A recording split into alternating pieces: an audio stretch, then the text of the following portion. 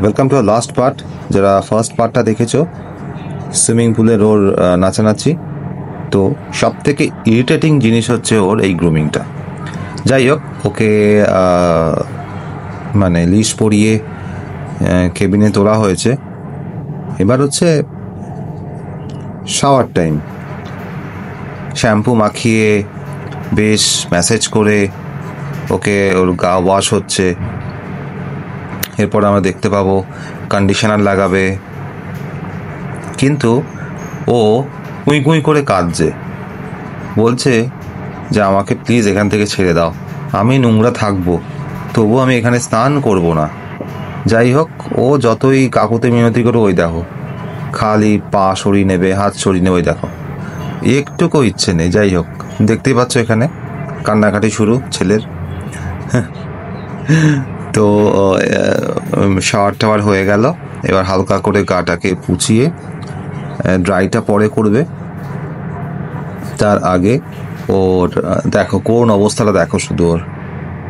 এবার anal gland ক্লিনিংয়ের part চলে এসছে, একটু পরে দেখবো। ততক্ষণে আমাদের যে হেড গ্রুমার মুনমুন্দি সে এসে হ্যান্ডেল করলো। তো এবার যা হয় আর কি, পোস্তর ওর অ্যানাল গ্ল্যান্ড ক্লিনিং চলছে। এই দেখো ছটফট, সমানে ছটফট, কিচ্ছু করতে দেবে না ও কিচ্ছু শান্তিতে কাউকে করতে দেবে না।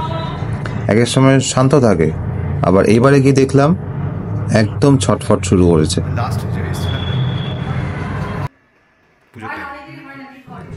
যাই হোক, তাও পুরোটা করতে দিয়েছে। অনেক কাকুতি মিনতি কান্নাকাটি করেও ফাইনালি করা গেছে ওর অ্যানাল গ্ল্যান্ড ক্লিনিংটা। দেখো শুধু তার মুখ চোখ একেবারে দেখো শুধু সবাই। যাই হোক, এবার সব থেকে মানে কি বলবো টাফেস্ট চ্যালেঞ্জ হচ্ছে এই নেল কাটিং। ও কাউকে করতে দেয় না, আমাকে তাও একটু দেয়, বাট আর কাউকে টাচই করতে দেয় না। তুমি দেখছো সেই পুরো শক্তি দিয়েও রেজিস্ট করছে। মানে কি বলবো এই পাগলাটাকে, এই যে কি সমস্যা, ও নখ কাটাটা, নখ কাটতে দেবে না। কি যে হয় ওর নখ কাটার সময় দেখো, মুনমুন ধরতে পারলো না। যাই হোক, ওটা পরে আমরা ধরে কেটে দিয়েছি জোর করে। তো এবার হচ্ছে ইয়ার ক্লিনিং চলছে। মনে হচ্ছে ওকে পানিশমেন্ট দেওয়া হয়েছে, মাথা নিচু করে হেড করে। ওফ, সে কি আর বলবো। ফাইনালি এবার বডি ড্রাই করার টাইম। ব্লো ড্রায়ার দিয়ে তুমি দেখতেই পাচ্ছ, ওখান দিয়ে দাদা হালকা করে ক্যামেরা অ্যাঙ্গেলটা দেখিয়ে দিল যে তুমি সেলিব্রিটি, তাই তোমার শ্যুট হচ্ছে। যাই হোক, এনিওয়েজ এখন বডি ড্রাইয়ের টাইম। ড্রাই করার পর বডি সেরাম লাগানো হবে, মানে হেয়ার সেরামটা। সেটা শুধু দেখো, ওই দেখো সেরাম লাগাচ্ছে। সেরাম লাগালে ওর সমস্যা, ও সব কিছুতে এবার দেখছি সমস্যা। যাই হোক, সেরাম লাগানো কমপ্লিট হয়েছে, একটু পরে দেখতে পাবে। এরপর একটা অদ্ভুত ঘটনা ঘটেছে পোস্তর সাথে। সেটা হলো পোস্তর এক পুরনো বান্ধবীর সাথে দেখা হয়েছে। তো কে সেই বান্ধবী? সে হলো ওয়ান অ্যান্ড অনলি চায়না।